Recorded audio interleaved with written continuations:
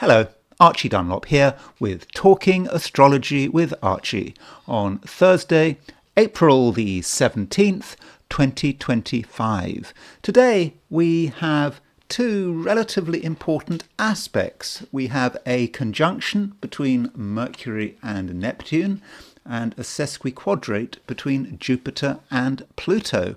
And I want to look at these aspects in some detail, and I want to consider what they might mean and also some examples of their manifestation. But before I look in detail at these two aspects, I want to consider the astrology and the I Ching for today, which is Thursday, April the 17th. And I have to ask, if you do like this video, it would make a big difference if you were to really indicate that you liked it by pressing the appropriate button.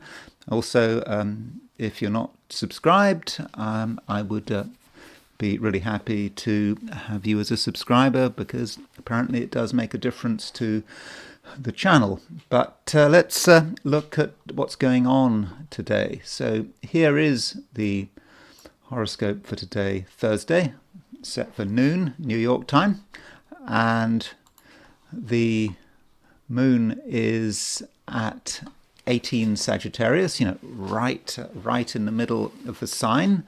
So, wherever you are in the world, the moon will be in Sagittarius, and the moon is making an opposition to Jupiter. So this opposition is quite positive, two positive signs, Sagittarius and Gemini. The reason I say positive is because one can categorize the air and fire signs as being positive and the earth and water signs as being negative. So it's just because it's positive, it doesn't mean it's good necessarily, or negative doesn't mean it's bad. But we do have this moon opposition Jupiter, and this aspect, is it a good thing? Well, it can be a little bit excessive. Does it know when to stop? And moon in Sagittarius in itself is quite a good placement for the moon. It's very honest. That can be a feature of people with moon in Sagittarius. They say it as it is, even if people don't like what they have to say. It's often said, for example, that Donald Trump, with his moon in Sagittarius, that he just says what's on his mind, and people get upset about it. But you could say he's being honest, and he's being quite transparent about who he is and what he wants. And he can be quite blunt. I'm not saying that because I'm a fan of Donald Trump. I'm not a fan of Donald Trump, but I'm just saying he's a good example of someone with moon in Sagittarius. And opposition Jupiter can expand everything it touches, and so it might take things too far. So moon opposition Jupiter could be excessive behavior. We get into something and we just keep getting into it, or we might say too much. That can be a problem, regardless of whether or not you've got a personal point in Sagittarius. Be careful what you say, and don't forget, the moon is a communication planet. So is Mercury, but the moon is as well. So there is a point where we need to stop or not say too much, because if we're too honest, we can get ourselves into trouble. And aside from that aspect, which is arguably the main lunar aspect, and the moon, because we had this situation where the moon went into Sagittarius, went into Sagittarius, made a sextile to Pluto, made a trine to Neptune, and it didn't make any aspects, not any major aspects with traditional planets until that opposition to Jupiter. And then, as the moon moves into late Sagittarius, perhaps later in the day and into tomorrow, we'll see some of those other aspects. For example, moon square Saturn.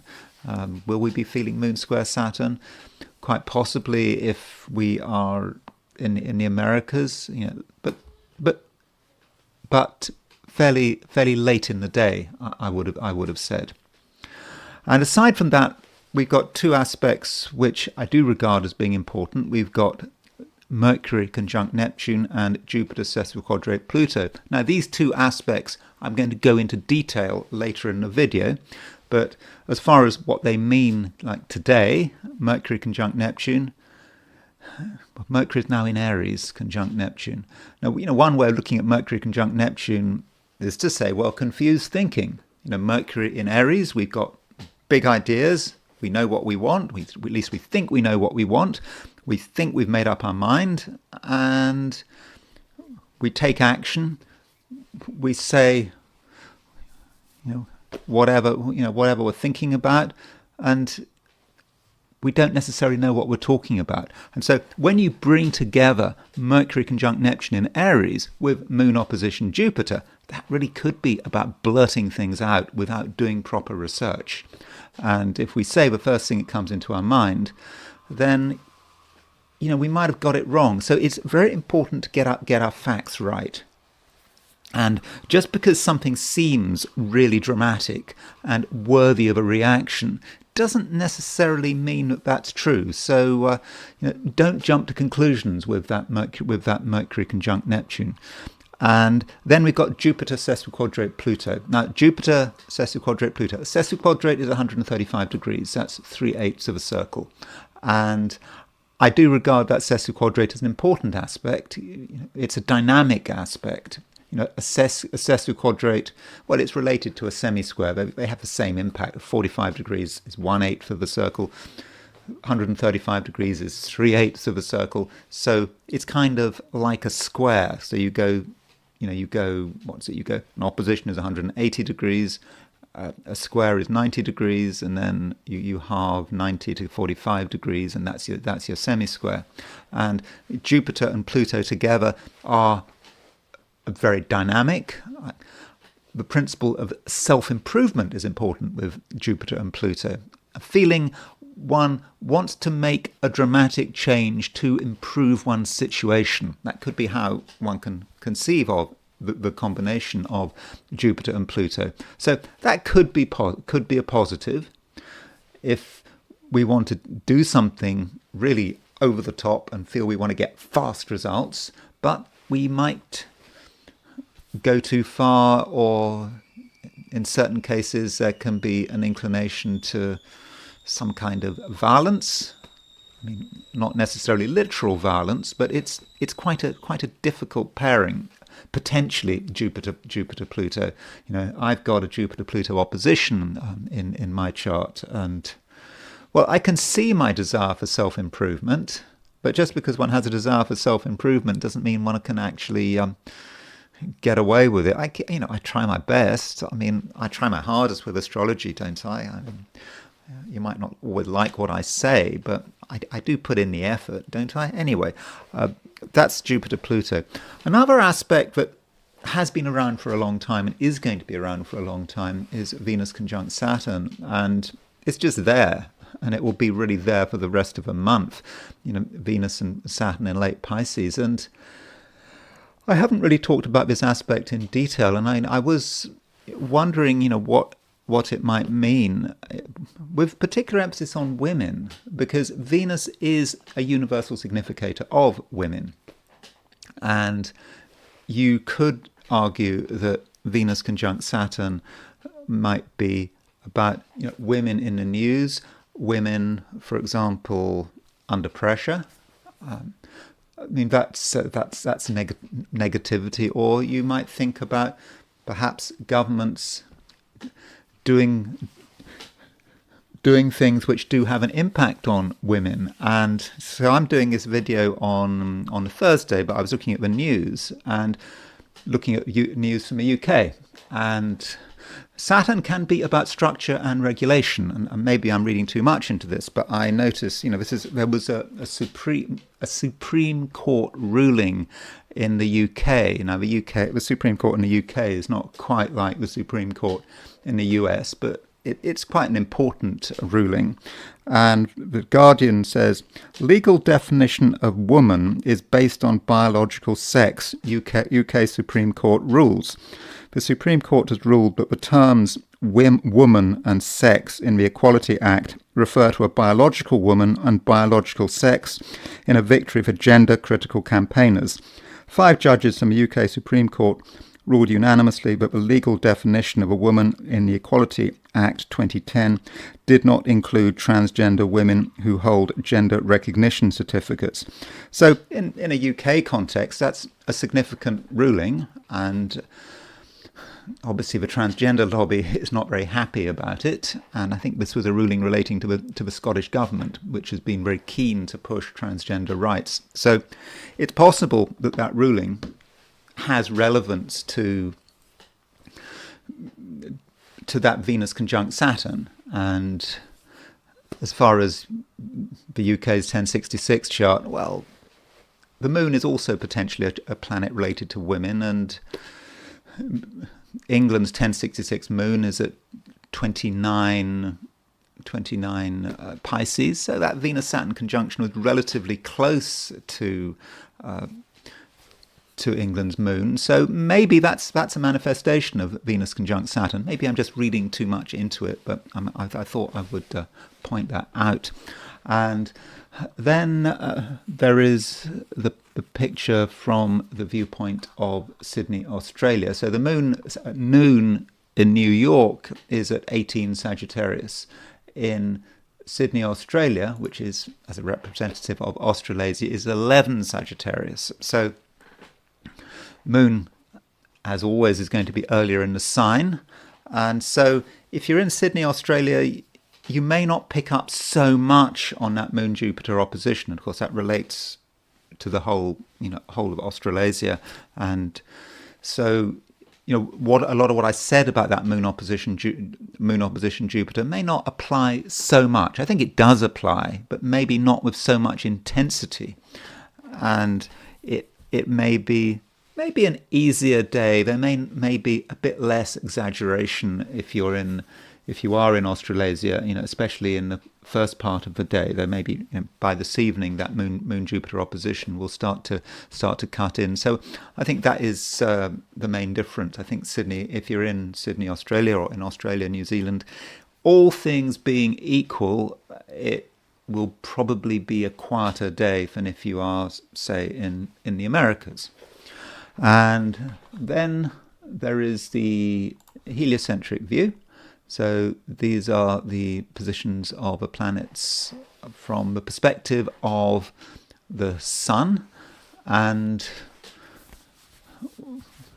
there's not necessarily a huge amount going on, but what does stand out is this trine between the Earth and Jupiter.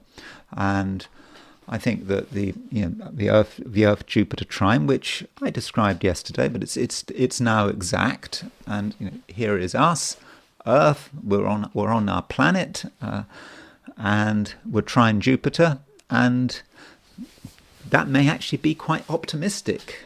And it means that some of us may start to see possibilities that maybe things are getting better. I mean, that's one way of looking at Earth trine Jupiter. You might also want to put it alongside the fact that we've got Mercury in Aries conjunct Neptune in Aries geocentrically, and you might then say that there is a temptation to exaggerate and to jump to the wrong conclusions. Jupiter trine the Earth. Jupiter is about taking things as far as they can. Again, also links with Moon opposition Jupiter. So a bit of exaggeration is fine. We need some excitement, and we certainly need some optimism. All of us need some optimism. We've got to have a positive view of the future. But with Earth trine Jupiter, we certainly get that, but obviously we don't want to take things too far. And now I want to turn to the 12 signs. So these are my forecasts for the 12 signs for today, which is Thursday, April the 17th, 2025. Aries. Aries, the moon is now very much in Sagittarius, and with the moon in Sagittarius, you're feeling good. That's a nice place for the moon to be in if you're an Aries, and it may be that you are starting to look beyond things. It's kind of easy to just concentrate on the things in your immediate environment, to give them the emphasis and not to worry about what's happening, on the other side of the hill. But you are curious and you are interested, and with the moon in Sagittarius, you want to take things as far as you can, and that is absolutely laudable. But there is some risk that you take things too far, and that is because the moon is making an opposition to Jupiter, and it could just be about putting too much energy into something. So you see something, it attracts your attention, and you want to go for it, and you put a lot of energy into it, but then you find yourself putting too much energy into it, and there might also be a sense of inappropriate mental energy. If you are an Aries, it should be the energy of your soul. But if you start asking questions, too many questions, and that might be moon opposition Jupiter, you could actually spoil the very thing that you're trying to benefit from. So maybe Aries, part of it is about being true to yourself. So as an Aries, action is the guiding principle, and if there's too much analysis, that really could spoil things. And what could also spoil things is the attitude of other people. It's nice to have other people on your side. That's great. But today, I'm not convinced that's something you can take for granted. Some people are really dragging their feet, and you might be ready to make something happen, but other people are not, and they might come up with reasons why they can't do something, or why they can't support you, and that can be annoying. But what you have to do is make sure that you're able to go beyond it. That's what you should be doing with the moon in Sagittarius. And additionally, we have a conjunction between Mercury and Neptune in Aries. So Mercury is now in your sign, and so Mercury in Aries really wants to get the word out, and you can express your thoughts and your ideas very powerfully. But again, just because you're expressing your thoughts and ideas powerfully, it doesn't mean that everyone is going to notice or that everyone is going to be impacted. And so if you try to be open and honest, you might just feel that you're just not getting a particularly good reception. Don't worry about it. It takes time.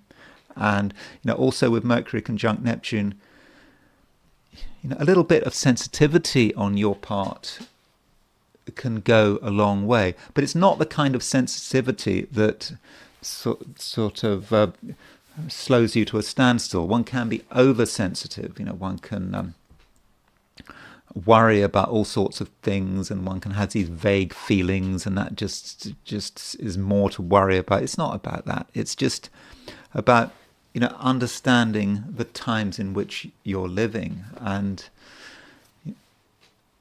do remember, Aries, with this Mercury conjunct Neptune, this overall is a good time for you. You could argue, but it's a good time between now and the late 2030s. People like you who want things to happen, are bold, dynamic, even a little bit selfish, are the ones who can be successful. And perhaps with this Mercury conjunct Neptune, you're getting some insights into this, which could serve you very well. Just do try to be fairly independent. If you are obsessed with other people, concerned with relationships, over concerned with relationships, then I do think that could slow you down, because not everyone is going to be helpful. Taurus, we have the moon very much in Sagittarius, and with the moon in Sagittarius, I think you're now getting used to it being in this sign.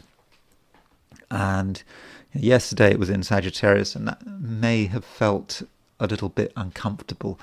But today, with today's moon in Sagittarius, I think it feels better, and you're perhaps able to have a better understanding of what is happening, and your intuition is going to be on better form. It perhaps was taking a bit of time for your intuition to really get into gear, and now you're starting to see things, and you're starting to really understand how things fit together, and you can understand things in your own way. You don't have to do it anyone else's way, and you don't have to be direct. You can be direct if you want. There is this association between Moon in Sagittarius and Taurus, which it's this association. When I say association, there's a key word I would use potentially for both Taurus and Moon in Sagittarius, and that keyword would be blunt. Both Taurians and people with Moon in Sagittarius can be blunt, and they can be a little bit clumsy in terms of what they say. Taurus just wants to say it as it is, but doesn't always think through how people are going to respond. And the same can be said for Moon in Sagittarius. Now, the motivations are very different. With Taurus, it's about just saying things as they are, being very down to earth about it. With Moon in Sagittarius, it's about wanting to be honest and open, almost having openness and honesty as virtues in themselves, and saying, well, it doesn't matter what the message is, provided you're open and honest about it, that's all that matters. And so there is a capacity here to be somewhat blunt today, even though you are possibly more introverted than usual. There are things that you want to keep to yourself, and you don't want to be in a position where everyone knows what you're doing. And so what you don't want, Taurus, is to have behavior which is kind of inappropriate and doesn't really accord with who you are. So if you make a decision that you really want to not be part of things, then be consistent. And what you don't want to do is just make some random comment which is just disconnected, and it might upset people. So do be careful what you say, because it is a time when words are free and easy, but once they're expressed, it's difficult to put them back. And the main aspect today, well, there are several aspects that could be main, but I would have said that Moon opposition Jupiter, Moon in Sagittarius opposition Jupiter in Gemini is quite strong. Okay, if you're in Australia or New Zealand, you might not feel that Moon opposition Jupiter until later in the day or even into tomorrow. But that Moon Jupiter opposition might be about excessiveness that could have a financial dimension. Jupiter is in Gemini. Jupiter is in a sign that in the Taurian chart is associated with money, and so with Jupiter in this placement, there's always a certain tendency to think about money in a way that isn't always helpful, maybe being overly generous, or it could actually be overly mean, overly obsessed with money, but trying to do something with money, trying to take action with money. And so Moon opposition Jupiter may remind you of the fact that Jupiter is in Gemini, and it might encourage you to do something money related which is excessive. Now that isn't necessarily expenditure. It could be an excessive desire to save money. I mean, saving money is a virtue up to a point. Sometimes money just has to be spent. Sometimes you have to buy something of a reasonable quality. If you buy something that's too cheap, it's going to be worse than useless. So with that Moon opposition Jupiter, I don't want to tell you precisely how it will work, but it does pinpoint the financial dimension, I think. And so do think about your attitude to money over the course of the day, and don't do anything dramatic there. And if you were to, for example, overspend, then tomorrow the Moon will be making a square to Saturn, so then you might have to deal with the consequences or regret what you spent. So there is a possibility of regrets coming in tomorrow for financial behavior today. So do try to get that balance right. But maybe money isn't important to you, or maybe money is not going to be an issue. But I just have to highlight that. Now, as far as your general stance, as far as other people are concerned, I've already given you a little bit of a warning that you have to be somewhat careful what you say. I mean, I think actually all of the 12 signs have to be careful in their own way, but you don't want to completely shut out other people, because at the moment you do have the capacity to get on with people and to also to understand people. I think you can do that, and you can have insights into people. And one reason for that might be the fact that there's a conjunction between Mercury and Neptune in Aries, and that Mercury-Neptune in Aries is quite subtle. And if you just spend the time to just think about the situation you are in, and if you spend the time to just try to understand why people are doing what they're doing, you might have thoughts which may actually approximate to the truth. So subtlety is certainly important there, but there's no reason why you can't actually get on with people at actually quite a deep level. And I don't think that the emotional side of things is unfamiliar to you. Venus, your ruler, is after all in Pisces. It might be making a conjunction to Saturn, but it is in its exaltation. And so with Venus conjunct Saturn, some of your feelings about other people may be starting to crystallize. Perhaps you weren't fully sure about what role someone should play in your life, and with Venus conjunct Saturn, things may be starting to make a little more sense. Gemini, the big aspect today is Mercury conjunct Neptune. Mercury is, of course, your ruling planet, and Mercury has just gone into Aries. So with this Mercury conjunct Neptune, there are a number of ways of looking at this conjunction, both in a positive and a negative sense. And if we look at it from the highest level, Neptune is the planet of spirituality.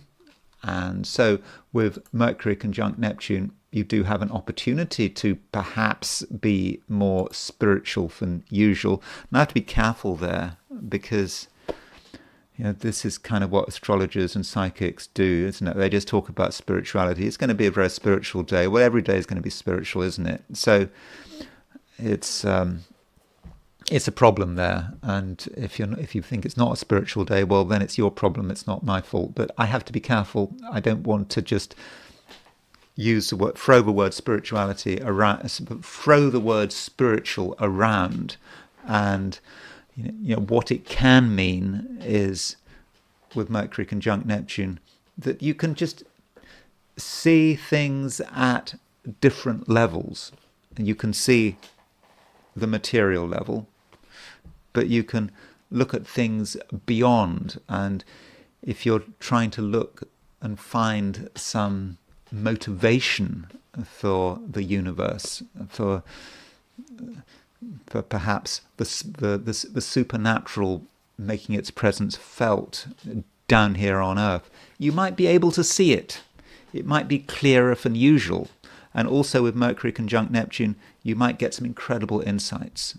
And these insights can come in many ways. It just might be a series of coincidences, or it could be dreams, or it could be just visions floating into your mind. And that is absolutely positive. It's something really that you should be happy about, and it can help you develop as a human being.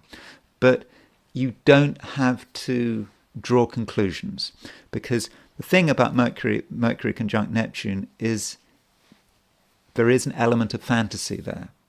So there is some danger that you kid yourself into thinking that something deep and spiritual has actually happened, when actually nothing has happened at all. And it just might be, as I think it was the occultist Israel Regardie. So Israel Regardie, he talked about the unconscious, and he talked, I think, about something like the chattering of the unconscious. So Israel Regardie, I think he was involved with the Order of the Golden Dawn. I think I think at times he did have an association with Aleister Crowley, but he said that at the beginning of any sort of occult journey, he said you go see a psychotherapist, because the problem is that your unconscious can chatter away and kid yourself into thinking that something of a supernatural occult nature has happened, when it's just garbage. It's just you just imagining things. And that could be the problem with Mercury conjunct Neptune. So if you feel a sudden sense of wonder and awe that the supernatural is working in your life, that you're being told that this is your destiny, yeah, that's great.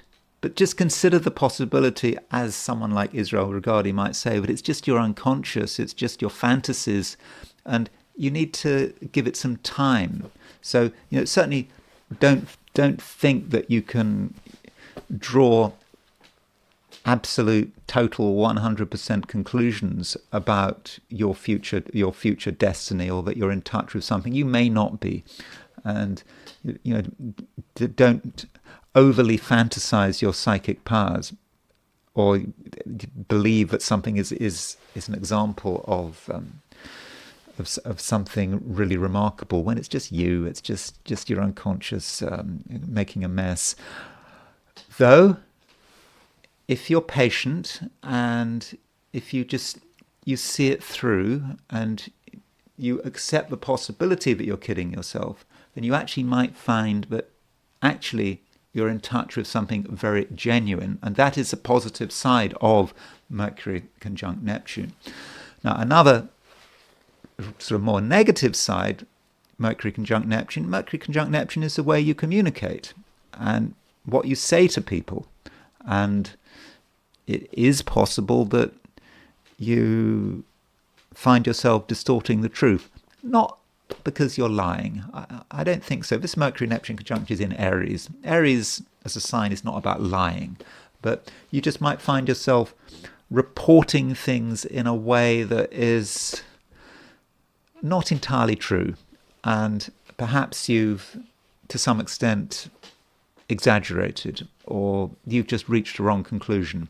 So I do think that you need to have an awareness of that. So it's this Mercury-Neptune conjunction is very much a two-edged sword. It can work in two different ways, or in fact an infinite amount of different ways. But I think I've given you a framework for trying to sort of understand what that Mercury-Neptune conjunction is about. Wonderful thoughts, but really, can you trust your own thoughts? Well, that's up to you to answer that question. And we also have the moon moving through Sagittarius, your opposite sign, making an opposition to Jupiter. So moon opposition Jupiter across the main axis of your chart, that might say something about relationships. And again, it's a mixed bag. Moon opposition Jupiter can be about a relationship that is really developing, is really working. You're able to benefit from another person's presence and company in a really big way, and you can be inspired by them. And sometimes that's what you need, inspiration. And Moon and Sagittarius might represent that inspiration. The right people can provide you with a meaning, and they can give you a spark that you need. But on the other hand, it is an opposition. So Moon opposition Jupiter, there could be a clash. There's your way of doing things, there's your way of thinking about something, and then there's another person's way, and they may not fully sync with each other. And so from your point of view, you can just make the most of other people's company, but don't exaggerate, and do try to understand what people are trying to communicate, and don't be offended by another person's ideas and suggestions. It just might not feel that something that you really want to be bothered with. It might just seem like too much, but you have to take people as they are and just accept people as whole human beings. And that might be the best way of dealing with this moon opposition Jupiter. Cancer, moon is very much in Sagittarius at the moment, and it does make an opposition to Jupiter. And so Cancer, you may feel a little bit under pressure with this moon opposition Jupiter. There may be things that you're trying to get together, and you may be trying to get together lots of different things. So the pressure is very much there, and you could find yourself rushing around, and at the same time you may feel a little bit unsupported. You have to deal not just with your own chaos, but also other people's chaos, and that's perhaps not what you need. And people may make sort of mistakes, they may be careless, and that really could be annoying. And so Cancer, don't spend too much time rushing around, and try not to take on too much. It's only one day, and the moon making an opposition to Jupiter may encourage you to take everything too far, to take everything to heart, and just feel that you have to be doing everything at once. And basically, that's not possible. And instead, you have to just concentrate on one or two things that you can do well, and perhaps leave other things for later. And additionally, we have a conjunction between Mercury and Neptune, and this Mercury-Neptune conjunction is in Aries. And so I mentioned that Mercury has moved into Aries. I suggested that Mercury moving into Aries was potentially quite a big deal for you, because Aries is a cardinal sign and Cancer is a cardinal sign. But now Mercury is conjunct Neptune, and this Mercury conjunct Neptune, well, it does allow you actually to be a little bit deceptive.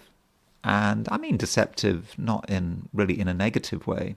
You can be out there, you can be interacting with the public and with other people, and especially if you're going into work, you can present yourself in a particular way, and you can say what's on your mind, but at the same time you can give a completely false impression if you want to.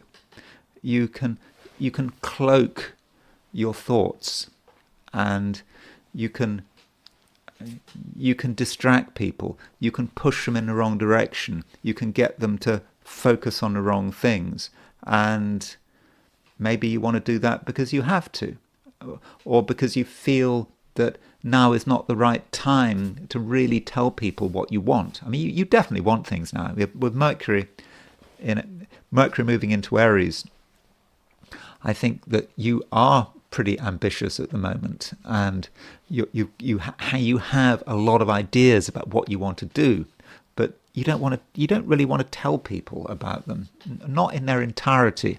And so Mercury conjunct Neptune may allow you to perform this cloaking act, that you don't have to necessarily reveal who you are. I mean, that's one way in which this Mercury conjunct Neptune could work.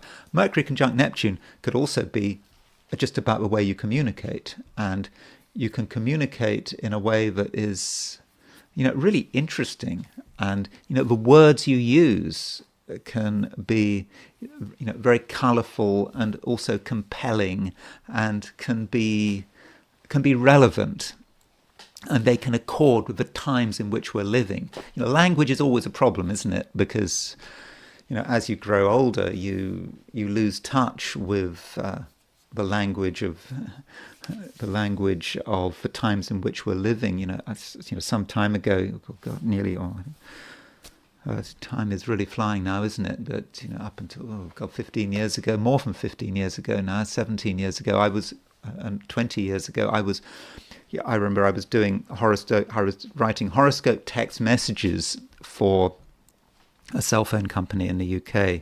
I was doing contract work for them. I did it for 12 years. So I was able to get away with doing these text messages using the language as I understood it. And then I was doing this when I was in my sort of late 30s, early 40s, so I was kind of with it. But now I'm in my early 60s. If I were to do that, I would not be able to do it at all, because I would be so out of sync with a younger generation in terms of my language.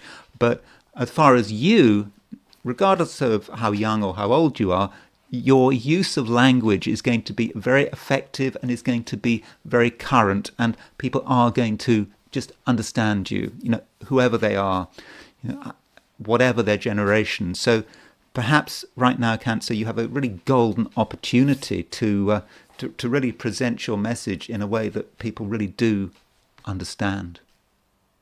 Leo. Well, Mars is now right at the end of Cancer, getting ready to move into your sign.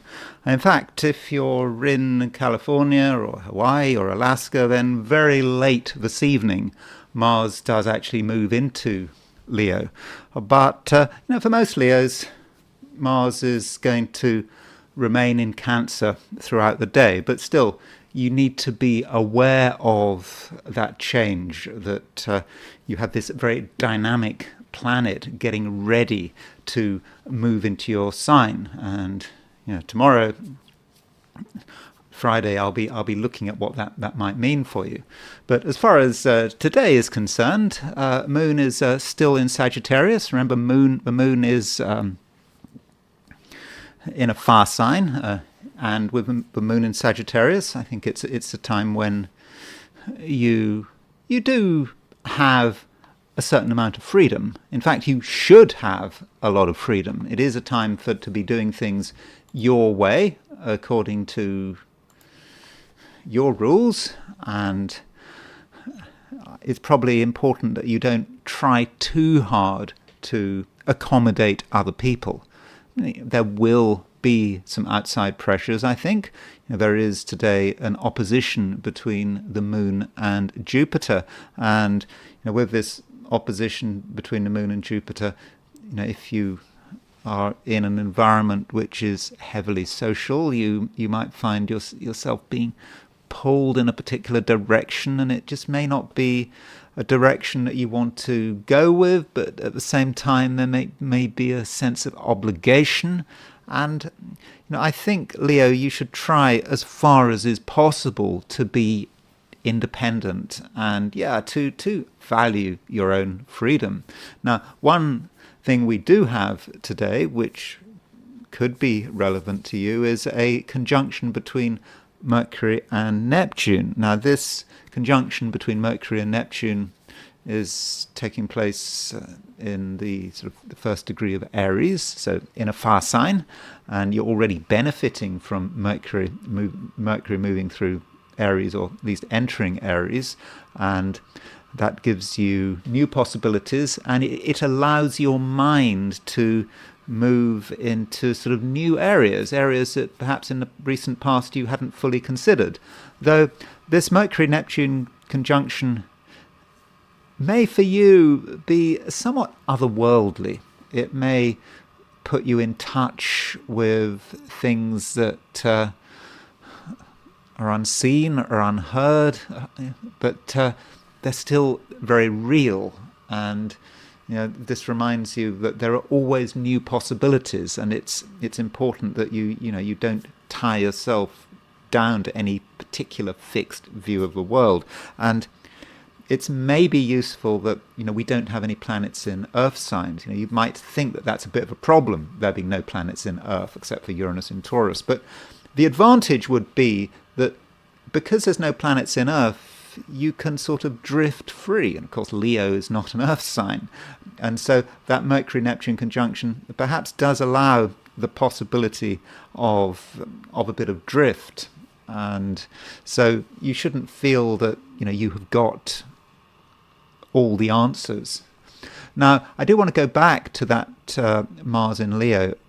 I just want to say one thing about it, is that when Mars goes into Leo tomorrow, it is in a sign ruled by the Sun, obviously Mars in Leo, and the Sun is in Aries, and so the Sun is in a sign ruled by Mars. So tomorrow the Sun and Mars are going to be in mutual reception.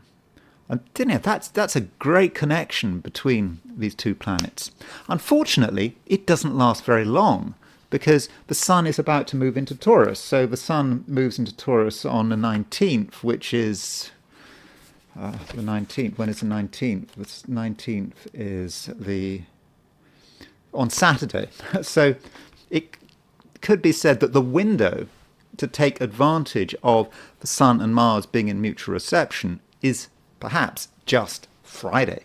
And so whatever you're planning on doing on Friday, because today's Thursday, at least, okay, I'm making this recording on Wednesday, but I'm doing it for Thursday, and I'm asking you to think ahead about Friday, because Friday may be for you a real opportunity to really make something happen. So make sure that Friday is a busy day when you have a real chance to make the most of everything that is around you. So perhaps that is something you need to be doing today. It can be a day, or should be a day, where you can be creative.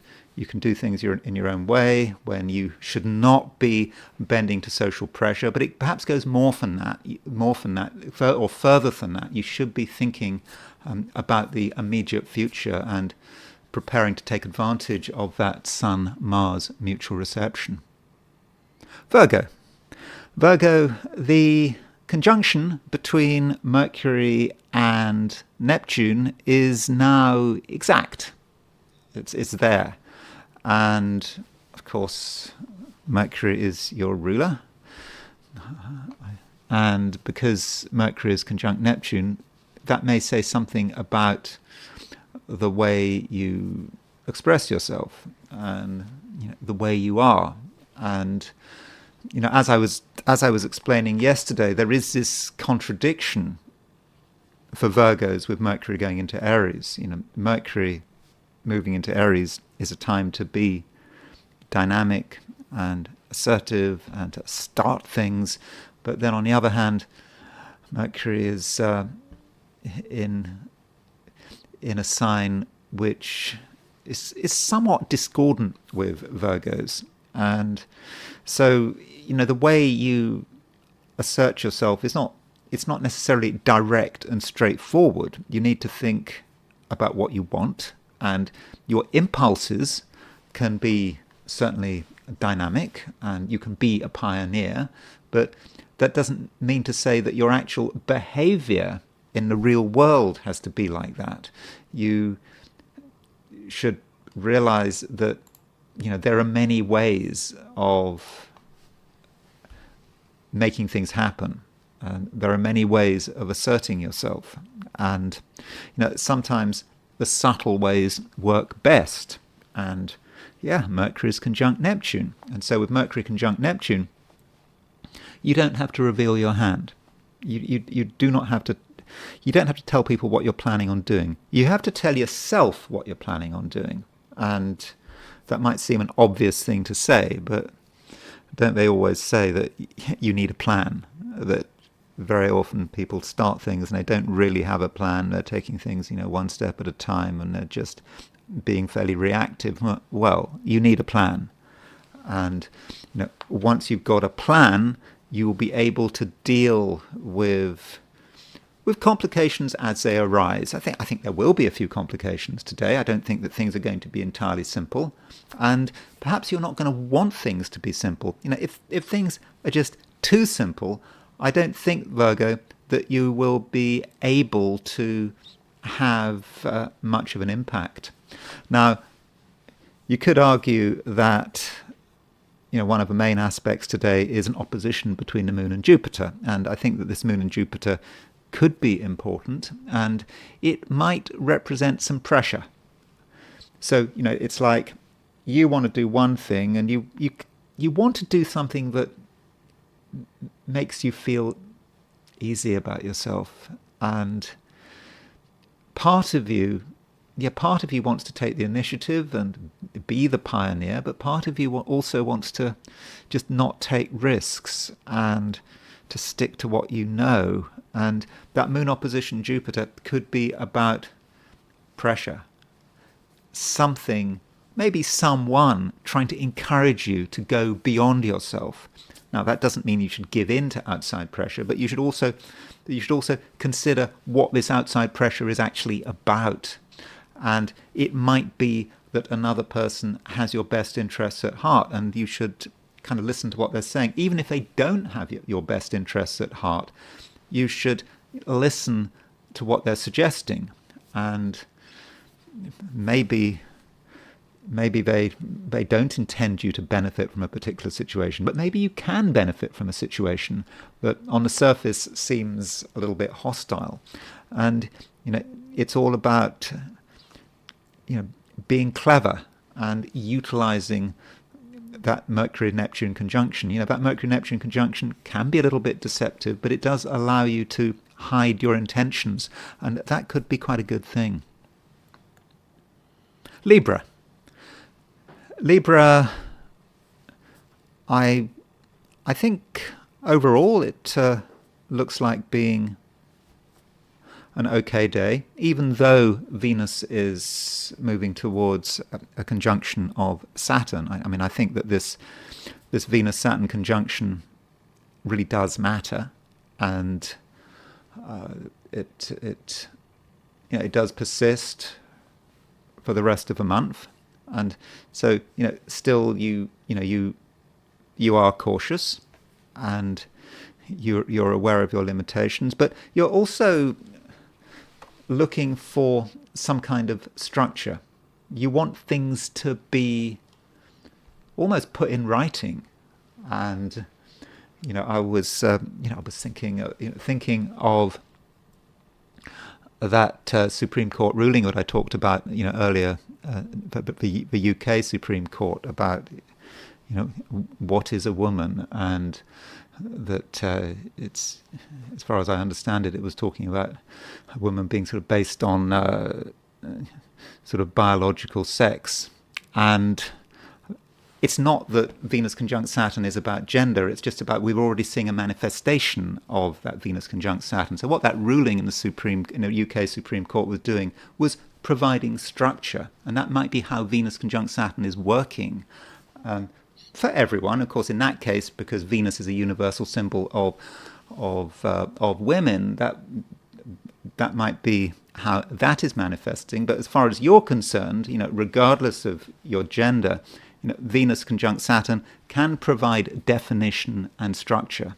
And it might be Venus conjunct Saturn, a difficult planet, Saturn being a difficult planet, but Venus is in Pisces. It's exalted in Pisces, and so this might be what it's all about. And I think that may particularly apply to Librans. I think Librans do want structure, and that is a structure that you can create for yourself, and that's something that you need to give time to. And if something is ill-defined, Libra, then it may be your job to make sure that you can provide some kind of definition.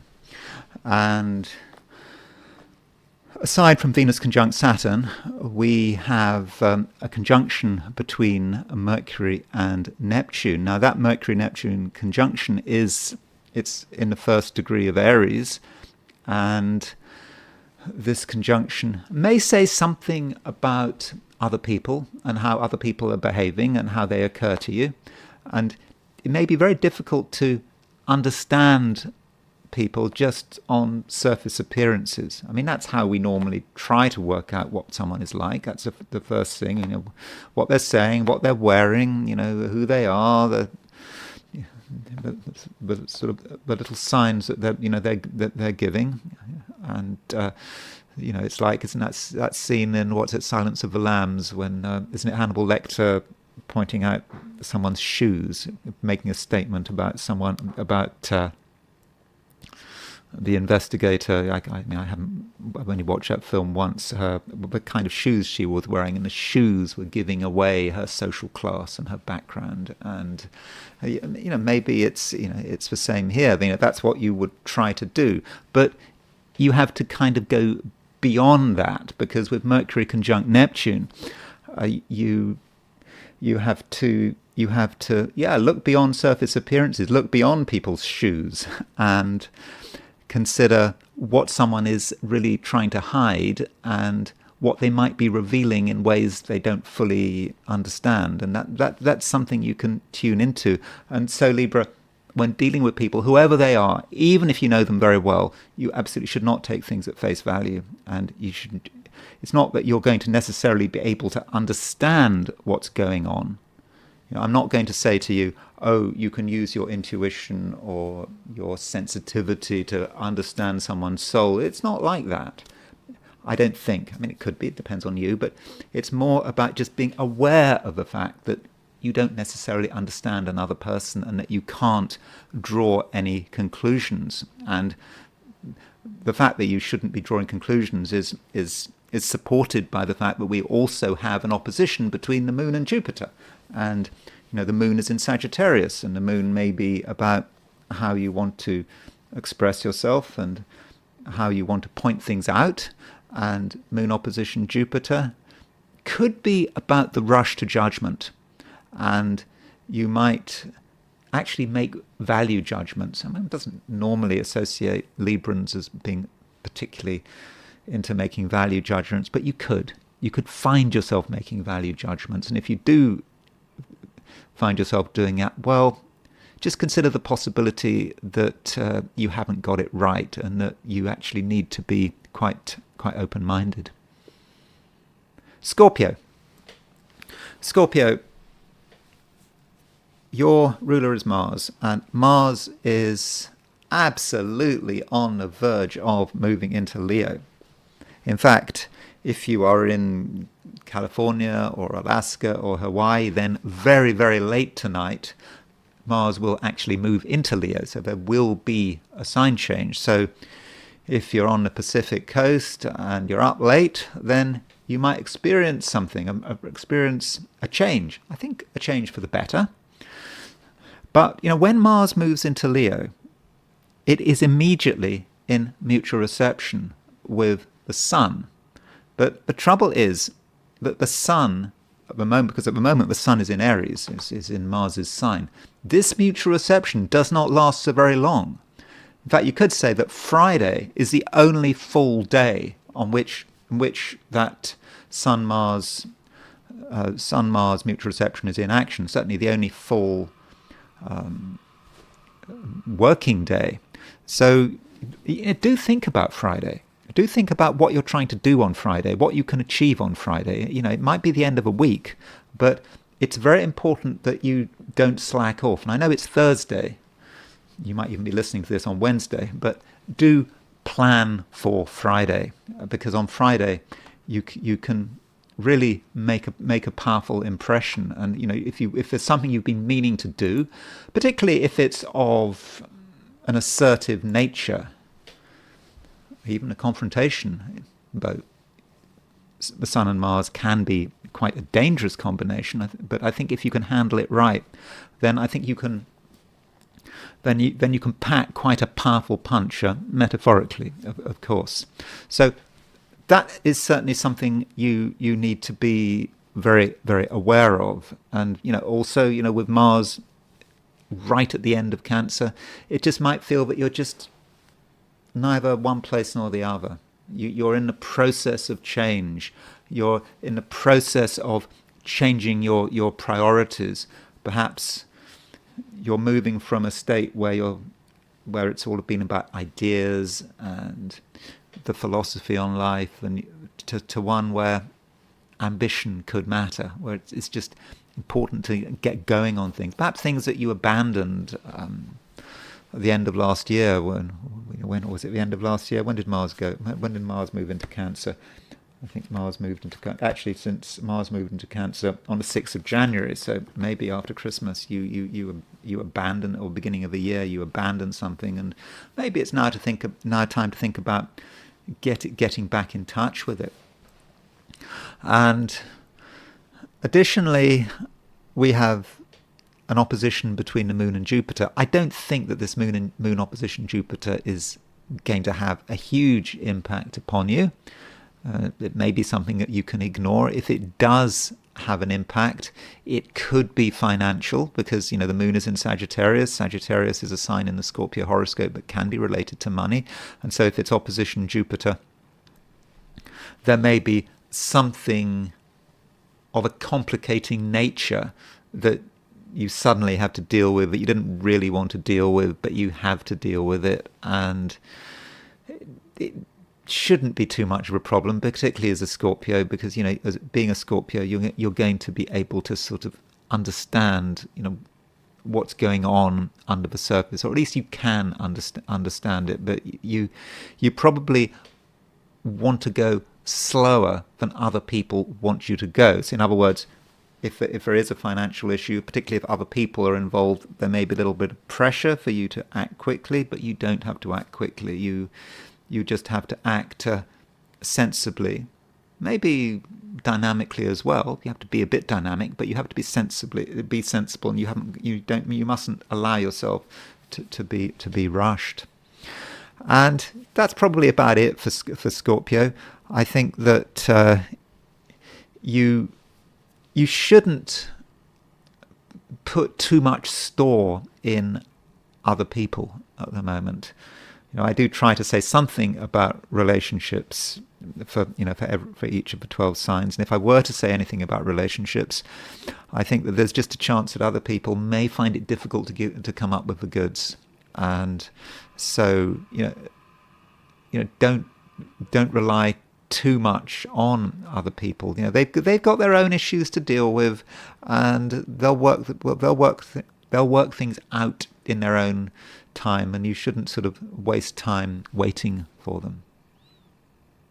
Sagittarius, there are a couple of things going on. Firstly, Jupiter. Jupiter is, of course, your ruler, and it's in Gemini. And Jupiter is making a sesquiquadrate to Pluto. Jupiter sesquiquadrate Pluto, that might sound like an obscure aspect, but it's an aspect that matters. And generally speaking, Jupiter-Pluto contacts are about self-improvement. Certainly at their best, they're about self-improvement. And that might be one element of today's experience. You want things to be better. And you also don't want to hang around. You want fairly fast action with Jupiter sesquiquadrate Pluto. And other people might pick up on this. You might be a little bit pushy. And so if you're closely involved with another person, they might pick up on this tension that you have. And it's not just the fact that we've got Jupiter making a sesquiquadrate to Pluto, we've also got the moon making an opposition to Jupiter. And this moon opposition Jupiter is, right across the main axis of your chart, because you've got the moon in Sagittarius, you've got the Jupiter in Gemini. And so, people could pick up on this. And you seem to be ambitious, and you're not prepared to hang around. And so try to understand that some people they have their limitations. They can't go at your pace, and they may not have your priorities, but you still have to take them into consideration. And that's perhaps one of the challenges for you of Jupiter moving through Gemini. Jupiter moved into Gemini in May, and it's going to stay in Gemini until, I think, beginning of June. So while Jupiter is in Gemini, there are some important lessons to learn about other people. But I think that your own desire for self-improvement absolutely needs to be respected. And perhaps you can improve yourself and your prospects in your own way without necessarily needing anyone else's help. And another reason perhaps to be a little wary of other people is the fact that we do have a conjunction between Mercury and Neptune. And so with Mercury conjunct Neptune, certain people may find it difficult to tell the truth. Not necessarily because they're liars, they just might not find the truth attractive, or they may not want to tell the truth, or they may be afraid of telling the truth. And you might be aware that there are sort of clouds. Clouds are obscuring things, and certain people don't want to be honest. And you might want to force the issue, but I don't think it's a good idea to force the issue. I think you need to let people be in their cloud, and when they're ready to be upfront, then you can be there for them. And this Mercury-Neptune conjunction is not going to last forever. Mercury is a fast-moving planet. I mean, at noon New York time, this Mercury-Neptune conjunction is already past peak. So I wouldn't worry about it too much. Capricorn.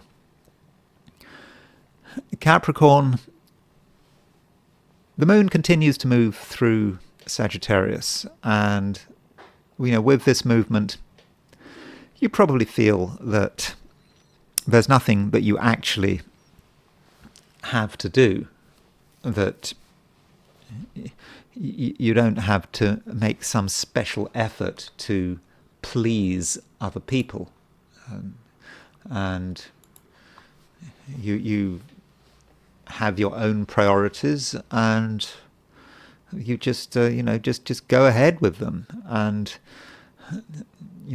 also give people the freedom to do what they want to do, and you don't have to be part of it. And that may relate to the fact that the moon is in Sagittarius. It's making an opposition to Jupiter, so that moon opposition Jupiter could be about another person's excessiveness, or even another person's impulsiveness. And you don't want it to spoil things. You don't want this impulsiveness to spoil things, so you don't have to be part of it. And it just may be a day when you should just let people go that in their different paths, and that should be fine. And what should you be doing? I think you should ideally be doing something that is dynamic, but which is also restful. Is it actually possible to be dynamic and restful? To be doing something that does require action, but it's action on your terms, in a place where you want to be. And Mercury is making a conjunction to Neptune, and this Mercury conjunct Neptune may just allow you to just tune into things, and perhaps you can tune into nature, but that's not quite the same as just hanging around watching the clouds go by. You want to just be doing something, and that might be, if appropriate, hiking, for example. Hiking would work very well. Doing a form of exercise which doesn't necessarily involve other people, and you are doing what you want, and you feel absolutely satisfied. And so that's something you can do. It does depend on what you're interested in, what your physical capabilities are. So you've got to relate it to your own circumstances. But just by doing something that is dynamic and relaxing at the same time might be absolutely the right thing to do. And also, when you're thinking about nothing, or nothing in particular, then you might, almost without knowing it, find yourself doing something that is really satisfying. And you look at yourself, and you look at what you're doing, and you're thinking to yourself, well, that's clever. How did you learn how to do that? And so perhaps it might be a good day for self-praise. You don't need anyone's help. You don't need outside appreciation, but just praising yourself, quietly patting yourself on the back for what you are doing. That might be the best way of handling today. And I must emphasize, as far as other people are concerned, you don't necessarily need them, though we cannot ignore the fact that Venus is making a conjunction to Saturn. That Venus is conjunct Saturn for the rest of the month, and so there's always a possibility with that Venus conjunct Saturn that you can find yourself getting close to another person, and finding that you and another person are on the right wavelength, and it does seem that someone finds you interesting, and for whatever reason, it depends. So don't completely exclude the social and interpersonal dimension, but it's not, I don't think, essential. Aquarius, we have the moon still in Sagittarius, and so with the moon in Sagittarius, you are possibly feeling yourself to be fairly sociable. There are things you might want to do, people you might want to meet, but don't take it too seriously. The only aspect the moon makes today is an opposition to Jupiter, and this opposition to Jupiter, it could create social activity. That is true, and up to a point it could be amusing, but you don't want to make other people an end in themselves. Other people are perhaps a diversion, but they shouldn't take away from your core self. And maybe you're going to be aware of a certain clash between what you want to do, what's important to you, and what's important to other people, and your priorities and their priorities might simply not be the same. And that's just something that you need to consider. And also, Jupiter is making a sesquiquadrate to Pluto, and Jupiter's in Gemini, Pluto is in Aquarius, so you'd think that Jupiter and Pluto would have a trine relationship because they're both in air signs. But actually, the angle between Jupiter and Pluto is not 120 degrees, it's 135 degrees, which is 3/8 of a circle. And this Jupiter-Pluto sesquiquadrate may actually make you quite ambitious. Ambitious, not in a material way, but just ambitious to be making the absolute best of what you've got. And if you think about it, you're absolutely not going to be satisfied with second best, and you're probably, in the end, not going to be too happy about distractions. And so this might be another reason why you shouldn't place too much emphasis on your social life, because it seems that you have your own things that you want to do, and you want to do them now. And then it may even feel that there is a little bit of a hurry, and things are going to change. Are things going to change? Well, don't forget, tomorrow, Friday, Mars does move into Leo. And Mars moving into Leo, I think for you, Aquarius, that is an important sign change. And it could have an impact on relationships, and relationships could suddenly change at the end of a week. And the change, it could be good, it could be bad. It sort of depends. I think overall it will be good. But do consider the other people, the people in your life, particularly anyone you might be in a close partnership with. Do consider it, and do consider how things could change, from tomorrow onwards. And that's something I'll be talking about more when I do your horoscope for tomorrow, Friday. Pisces. Pisces, you are maybe a little bit challenged today. There are a couple of things you want to do, and you kind of don't want to completely put yourself out, but also you may feel that you have to put yourself out. And so there may actually be moments of indecision, and it's perhaps to do with the fact that the moon is in Sagittarius, making an opposition to Jupiter, because Jupiter is your ruler. And so you could say that with Jupiter in Gemini, part of you just wants to be yourself and doesn't want any pressure.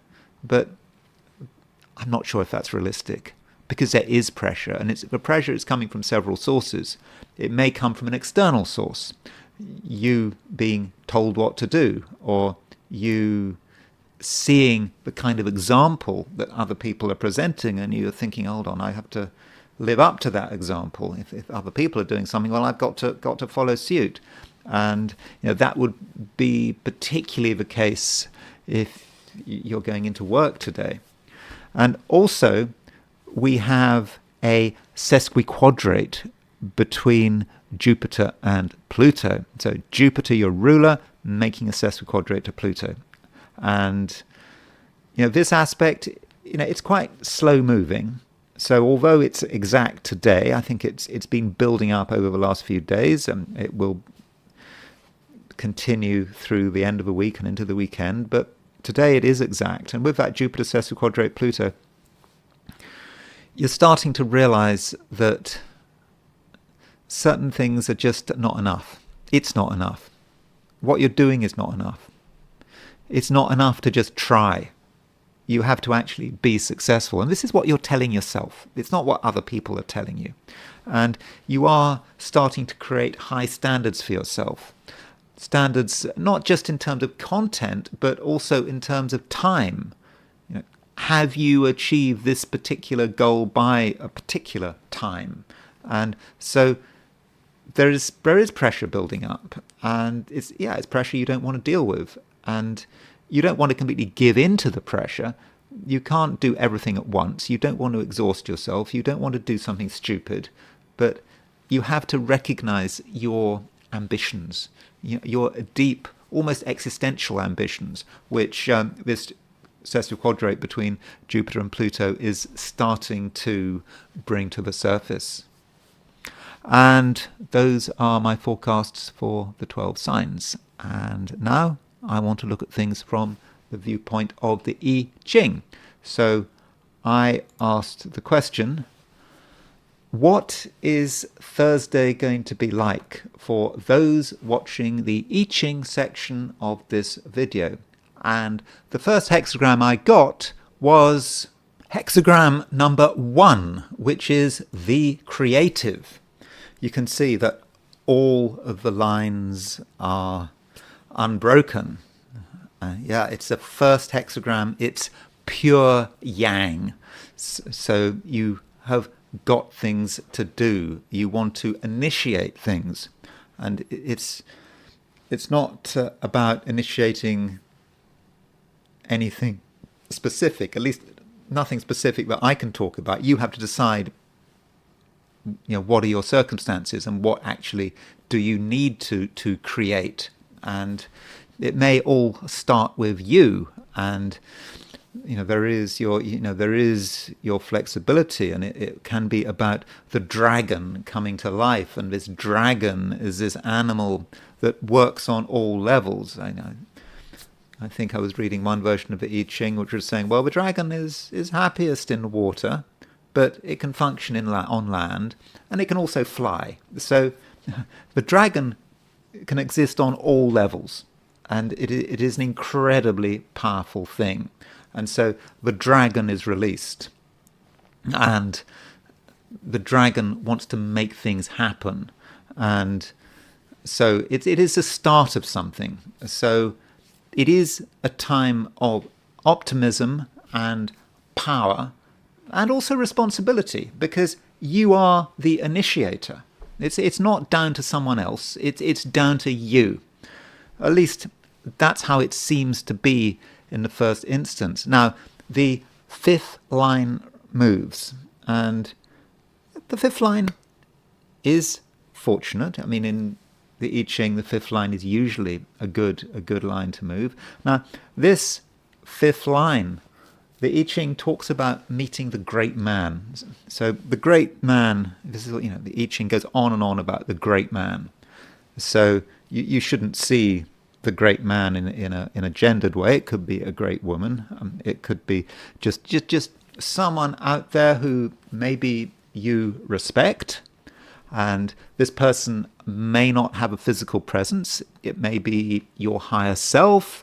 It could be your memory of another great person, someone you respect who's not around anymore. It could be one of your parents.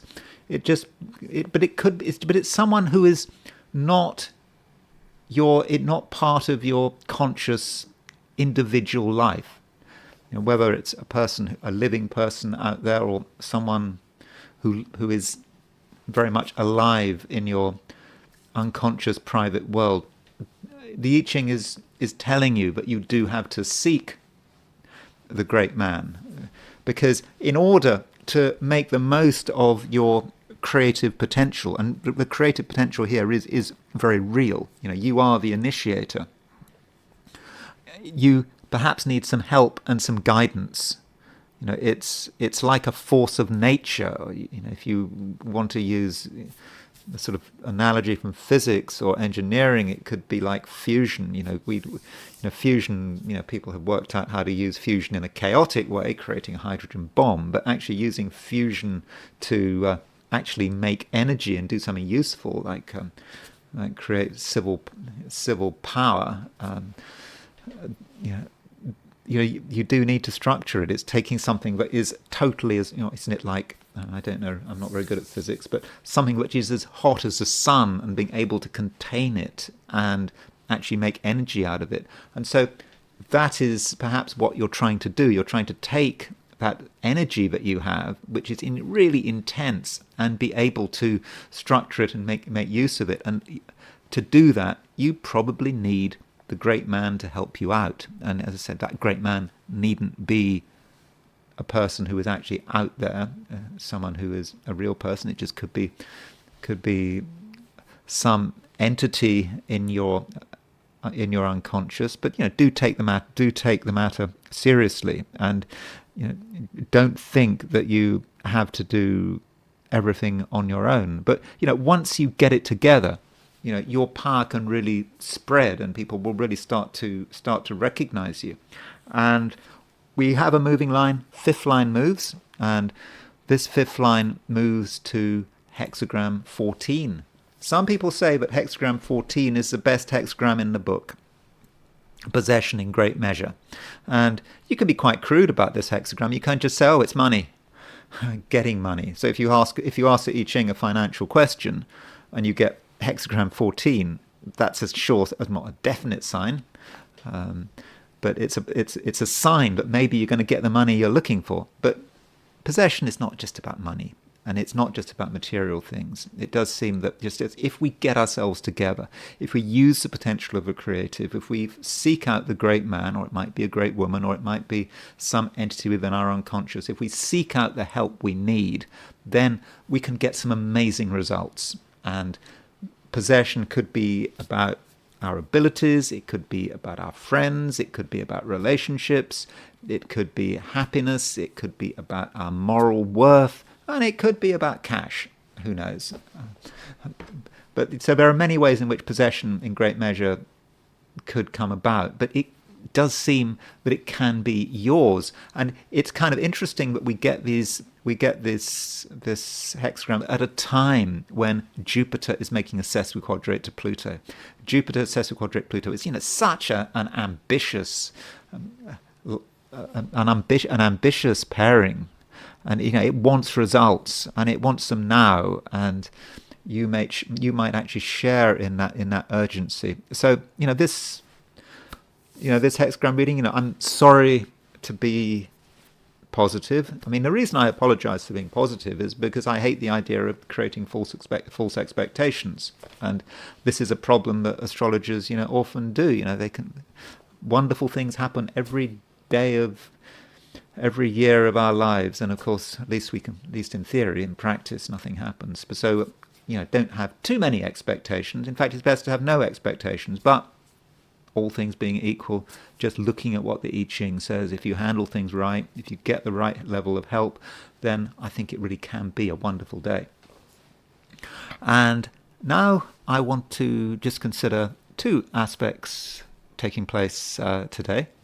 And one of those aspects is the conjunction between Mercury and Neptune, and the other is Jupiter sesquiquadrate Pluto. And so I've got a picture of Neptune on the thumbnail. So this aspect between Mercury and Neptune is, it can work in so many ways, and it can have a sort of a positive nature, which would be about spirituality, and it would be about being able to become part of something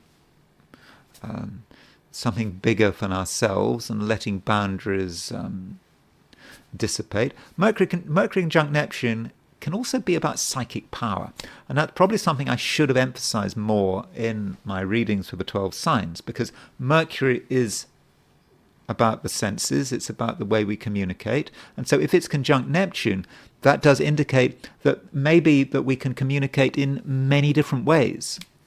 And we shouldn't ignore the fact that, the telepathy, I'm fairly sure that telepathy works. You sometimes get these telepathic flashes. I mean, for myself, I'm probably as psychic as a brick wall, but I do know that telepathy can be real. At least I think it can be real. Maybe I'm kidding myself. But don't underestimate one's psychic abilities. And certainly if someone has Mercury conjunct Neptune, that could indicate some kind of psychic talent. But on the downside, Mercury conjunct Neptune can be about lying. It can be about deception. being able to say anything and people just believe, yeah, you sound convincing. And then we've got this particular conjunction between Mercury and Neptune, which is in Aries. So here's the conjunction. So this happens today at sort of 5:11 a.m. London time, so sort of over the course of a day. If you're in California, it would have been late last night. But this is a conjunction, and it's in Aries. And so I think that this conjunction between Mercury and Aries is particularly important because it's on the Aries point and because Neptune is on the Aries point. And I have talked about Neptune in Aries, and I've given you my views on Neptune in Aries. When I looked at Neptune in Aries, I'm not so concerned about Neptune itself. I just think it's about Aries. Aries is manifesting, and historically Aries is manifesting. And going back to the 1860s, early 1870s, you can think about the American Civil War and Bismarck, and people who exhibit Aries qualities over the next 13 years between now and the 2030s are probably going to be the ones who are going to be most successful. And indeed, I think that there is going to be an advantage in being selfish. I mean, that's not very nice, but probably Neptune in Aries does favor a selfish approach. And it just could be with Mercury conjunct Neptune, when you look at what's happening around you, you may see examples of Neptune in Aries at work, and you may be an example.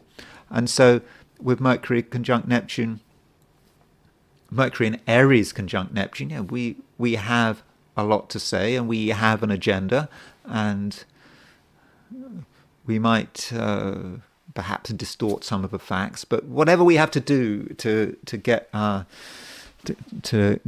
message across.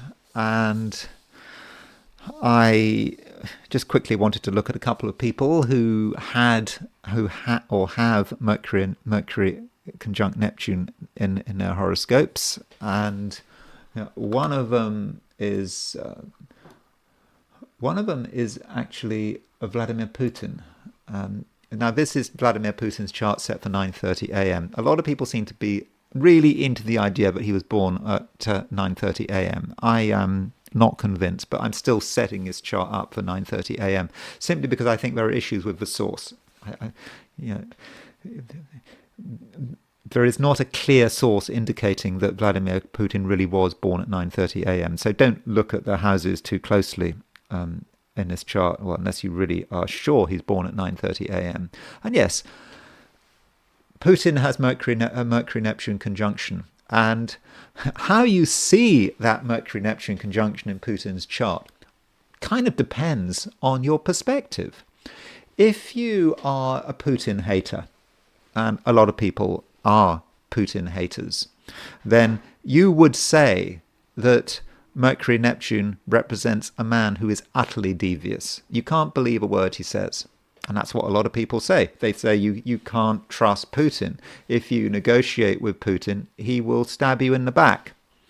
And people remember, people in the West, they like to kind of connect Putin with Hitler and talk about Munich and pieces of paper and Chamberlain. And, in the end, Russia will get its way. And be careful of Russia in negotiations. And Putin would seem to embody that from a Western perspective.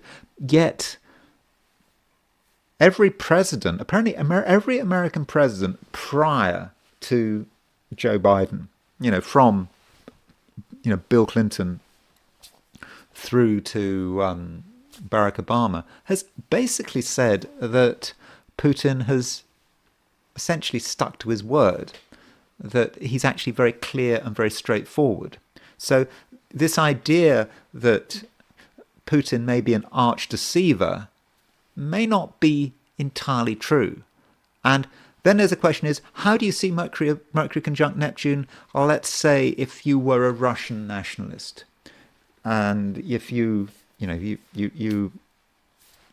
support Russia, you support Russia's war, you think Russia has to stand up for itself, you would probably see Putin's Mercury-Neptune in a very different way. So Putin was asked quite recently, I think it was last year, what he felt that his biggest mistake was. And Putin said that his biggest mistake was trusting the West. And from a Russian view, if you look at, for example, the Minsk agreements, when we were trying to deal with the Ukraine issue between 2014 and 2015, the West constantly didn't keep their word, and Putin just believed them. Putin just went along with it. Even when Russia invaded Ukraine, they had this agreement in Istanbul, and Russia pulled its troops back, and then the Ukrainians just changed their mind. And you could say that Putin was too trusting.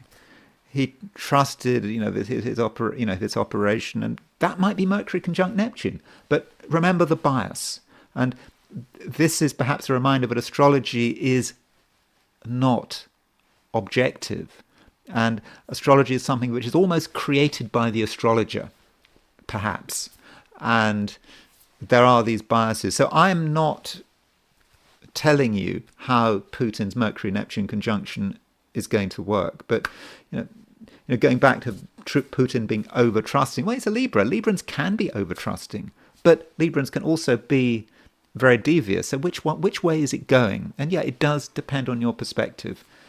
If you hate Putin, you will be very sure how that Mercury-Neptune is working. Well, if you hate Putin and you are pro-Western, you will know how that Mercury-Neptune conjunction is working.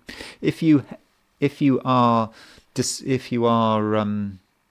critical of Putin and you are pro-Russian, and I saw that a lot of people on the Russian side of the aisle at the beginning of the Ukraine war were really, really critical of Putin, and they just thought he was being too weak, and they would probably point to his Mercury-Neptune conjunction. So I'm not going to tell you how that Mercury-Neptune conjunction is working with Vladimir Putin. I will leave that up to you. Now, someone who was born very close to Vladimir Putin was born on October the 7th, 1952, someone who I know very, very little about, is the former Pakistani Prime Minister Imran Khan. So Imran Khan was born, what was that, 2 days before Vladimir Putin. So Imran Khan was born on October the 5th, and you can see that Imran Khan has a conjunction between Mercury and Neptune. I don't know enough about Pakistani politics to know how that Mercury-Neptune is working. Now, it could be that Imran Khan is gullible at some level. He's too willing to believe people. He did kind of get himself into trouble at the beginning of the war with the Ukraine. I think one of the reasons he was overthrown is because Pakistan was being neutral, and the Biden regime sort of influenced the Pakistan military, and he was overthrown. And so it might have had something to do with his stance towards Russia. But it does seem that the United States was involved at some level, at least indirectly, with his overthrow. And perhaps Mercury-Neptune, he didn't really know what was going on, and he was deceived. But I assume, like with Putin, if you can't stand Imran Khan, and I'm sure there are a lot of Pakistanis that can't stand Imran Khan, then that might also have something to do with it. He's deceptive. He said he would do one thing and he did something else, and you can't trust the man. I mean, that might be an approach. But Mercury-Neptune is also about perception. One shouldn't forget that Imran Khan was a brilliant cricketer, and with cricket, you have to have some idea, I assume. I mean, as a child, I was forced to play cricket. I couldn't stand it, but I was forced to play cricket. But you've got this ball moving around. You've got to know where the ball is, and or if you're bowling. Was he a bowler? I don't know. I think he was a bowler. I mean, that was part of his role. And if he was a bowler, and you've got Mercury conjunct Neptune, I would guess that you're trying to fake out the batsman that you're bowling to, and having Mercury conjunct Neptune might be very useful there.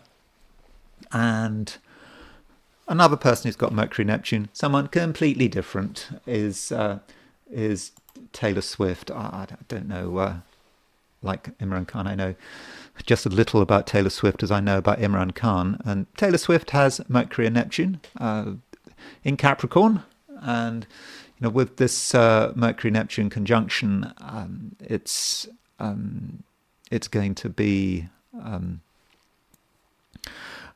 it's in Capricorn, which is weird. I mean, Neptune doesn't, well, it works very well. Neptune works very well in Capricorn if you know how to use it. She is clearly able to see the material side of the transcendentals. You can get people to become part of the whole, part of the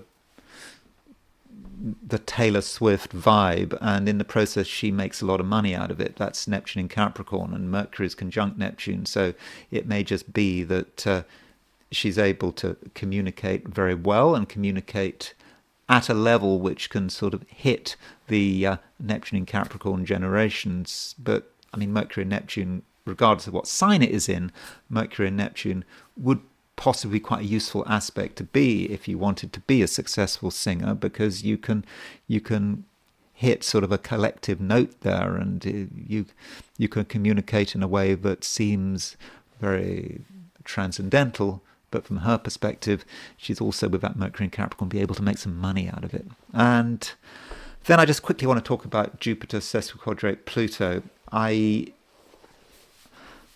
don't want to talk about Jupiter sesquiquadrate Pluto in too much detail, but I just want to look at a few examples of people who have got Jupiter sesquiquadrate Pluto. I'm just going to be very quick about it. I'm just going to look at 3 people who have it and just a couple of events which took place when Jupiter was sesquiquadrate Pluto. And so one person who had Jupiter sesquiquadrate Pluto was Albert Pierpoint. So Albert Pierpoint was a famous British executioner who was famous for being able to hang people quickly and relatively painlessly. Really was able to do it quick. And he has Sun in Aries, and he had Jupiter in Taurus sesquiquadrate.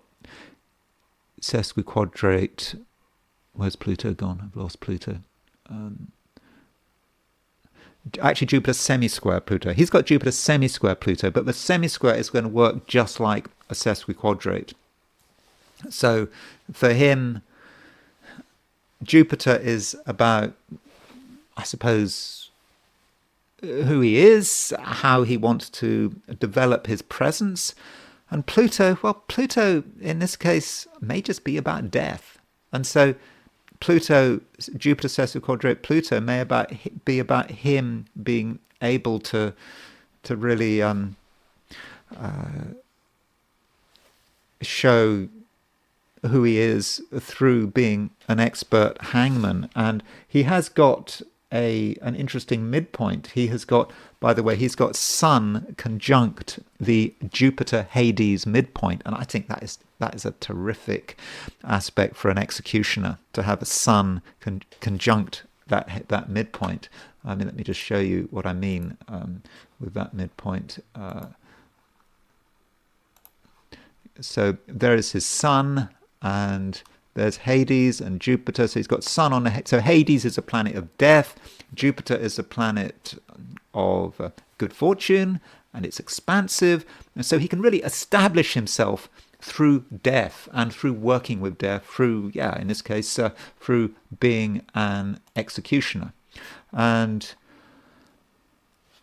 if you have Jupiter sesquiquadrate Pluto or semi-square Pluto, the two aspects are going to work very well. Very similarly. You might want to change society. You may not be happy with the way society is. Your country is important to you, but you just want to tear it all apart. You want to improve your country, for better or for worse. And Argentinian President Javier Milei, remember, he's a man with a chainsaw who wants to take a chainsaw to the state and the inefficiencies of the state. And he's certainly had a big impact on Argentina, a very fast impact. He really has changed Argentina. Whether it's for the better or for the worse, I don't know.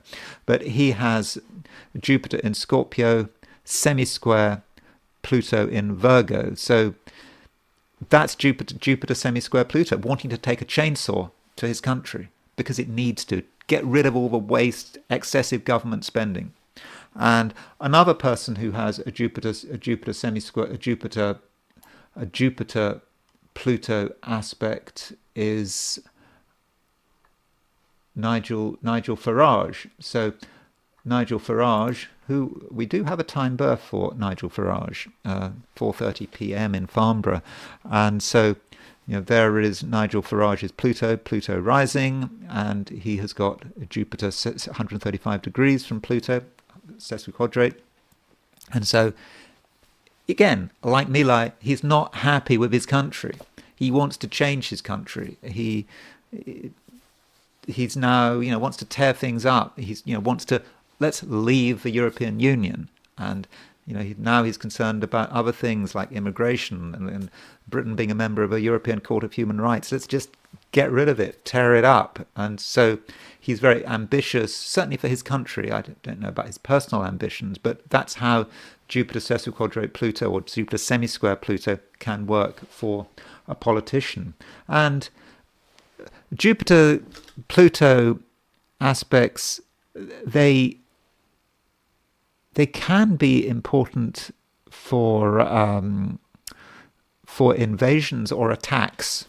So an example would be the beginning of the Six-Day War in 1967, when Israel attacked all of its neighbors and destroyed their air force in the space of the Syrian and the Egyptian air force was just destroyed in a morning, I think. And so at the beginning of the Six-Day War, Jupiter was at 2 degrees Leo and Pluto was at 17 Virgo. So Jupiter semi-square Pluto signaled an attack. Israel was unhappy, was nervous about the military situation and felt it had to do something. Jupiter Pluto cannot wait. Jupiter Pluto has to act. And you could see something similar with the Kursk offensive. So the Kursk offensive was when the Ukrainians attacked the Kursk Oblast in the Kursk region in Russia. And to begin with, it was quite effective. And Jupiter Pluto, we want to change things.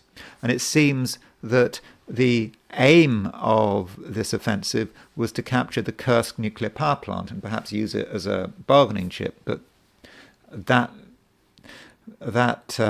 aim didn't actually work out. But still, they were able to occupy Kursk for some considerable time, and I think there's still a few Ukrainians in Kursk. I think there are 300 Ukrainians. Some of them are ex-convicts held up in a monastery, so it still hasn't quite finished. But that's a Kursk offensive, wanting to change things quickly, not being happy with the situation. So you do something perhaps which your enemy was not expecting. You go into the Kursk. You go into Kursk and you hope for the best. In this case, it didn't work out, or in the end, it turned out to be a real disaster. But still, there is the impetus there. And likewise, on the Russian side, the Russians, when they invaded Ukraine, here's a Russian invasion, February 24th, 2022. You see that Jupiter was exactly semi-square Pluto. Again, the situation is intolerable, at least from a Russian view, so they're going to go in with that Jupiter semi-square Pluto. And interestingly, Damascus fell.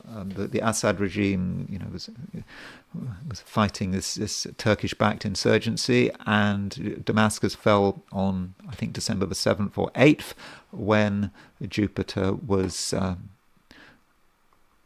making a sesquiquadrate to Pluto. And in a way, that sesquiquadrate to Pluto is the same sesquiquadrate to Pluto we have now. So with this Jupiter sesquiquadrate Pluto, I think it's about certain countries feeling, we have to do something. This is a situation we cannot tolerate anymore. We have got to act. And so look out. What's happening? What are people doing? What will Ukraine? We know what Ukraine did over on August the 6th. It wanted to change the situation by going into Kursk. Maybe they'll be trying something else. Maybe the Russians will be trying to resolve the situation. It may not be about Ukraine. It's about trying to resolve a situation very quickly, and it will be interesting to see what happens. I kind of think one should hope nothing happens, because sometimes Jupiter-Pluto, the military actions taking place on a Jupiter-Pluto aspect, whether or not they're successful or not, they can be very destructive, and that's probably something we don't want to happen, is it? So that's it. I hope you enjoyed this video. If you did enjoy this video, I'd be very grateful if you were to like it. If you're not subscribed, I'd be super grateful if you were to subscribe. If you want to buy me a coffee, there's a link in the description, and I will talk to you again tomorrow.